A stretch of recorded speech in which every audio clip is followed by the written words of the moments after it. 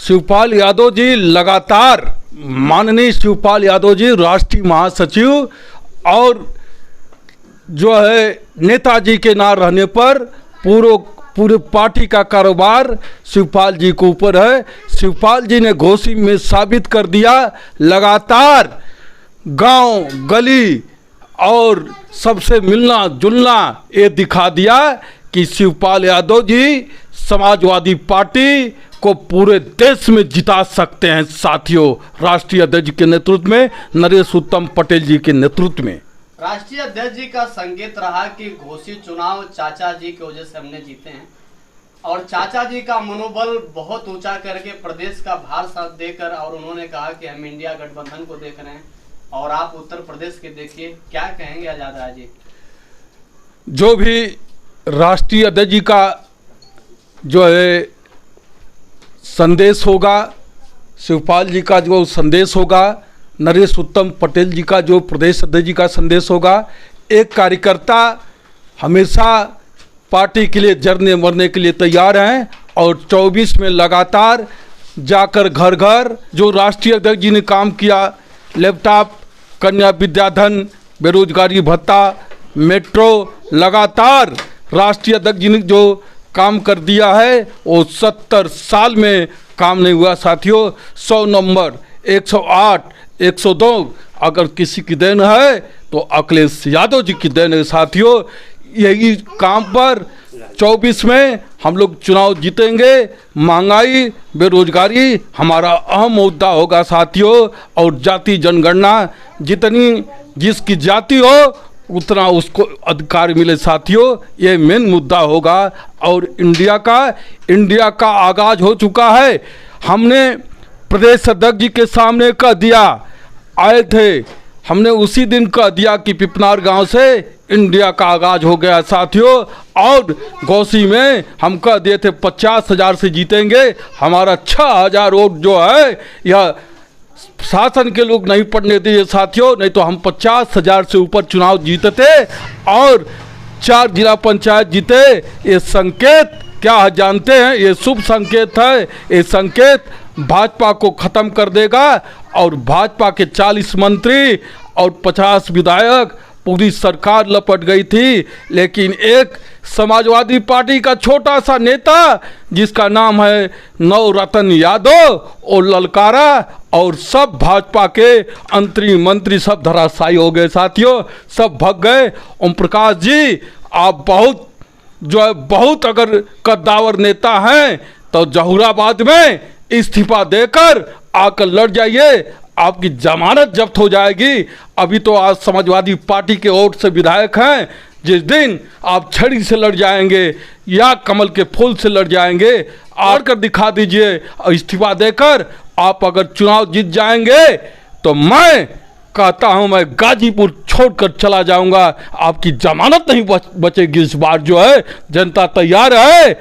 आप मंत्री नहीं संतरी बन जाइए, लेकिन इस बार आपको जाना है। आप तो ऐसे भाषा बोलते हैं कि जनता आपको जो रही है कि आप आइए, आपका स्वागत किया जाएगा साथियों।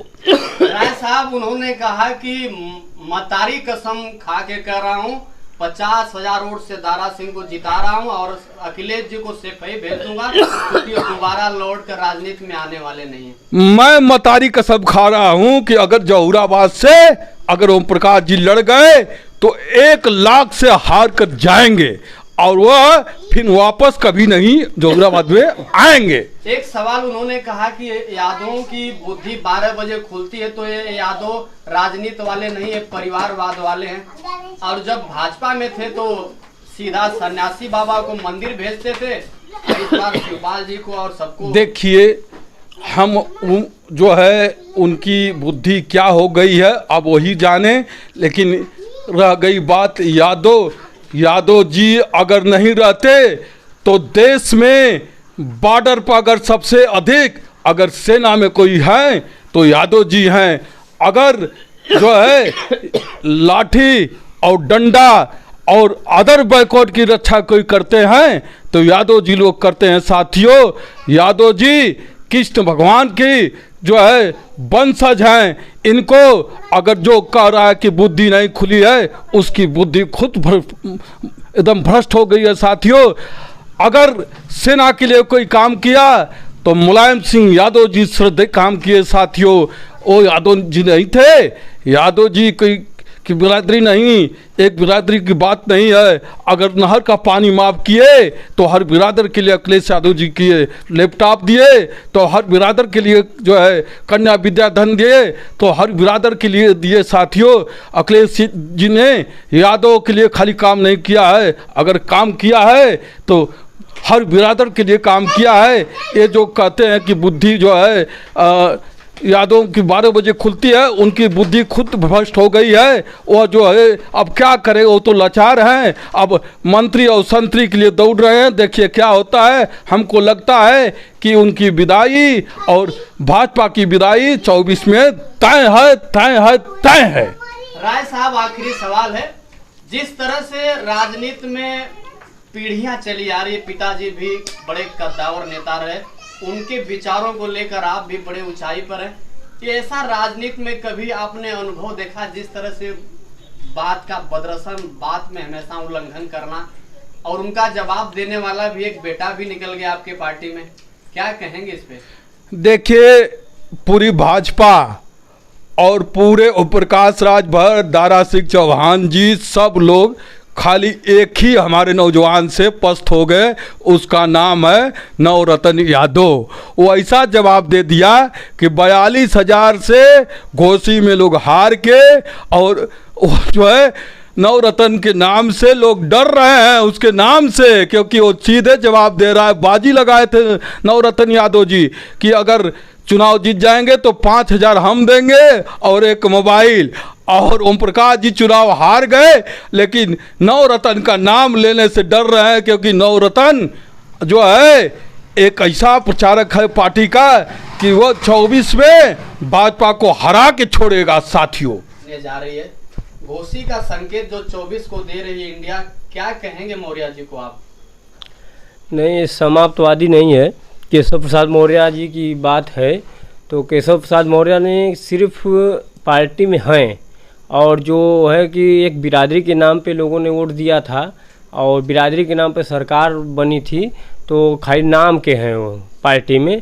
और जो है कि भाजपा में कोई भी किसी अगर बैकवर्ड समाज से या कोई समाज से या कुशवाहा या लोहार कुहार केवट बिंद मला कश्यप, ये लोग अगर भाजपा मंत्री बनेंगे तो मंत्री बनना सिर्फ काम है और कोई काम करने वाले नहीं है ना। ये लोग कोई काम करेंगे क्योंकि जो जिसकी सरकार है माननीय आदित्यनाथ योगी जी मुख्यमंत्री हैं, वो जो कहेंगे वही होगा। चाहे आप मंत्री बनिए, चाहे संतरी बनिए, कुछ भी बनिए, लेकिन वो जो कहेंगे वही होगा।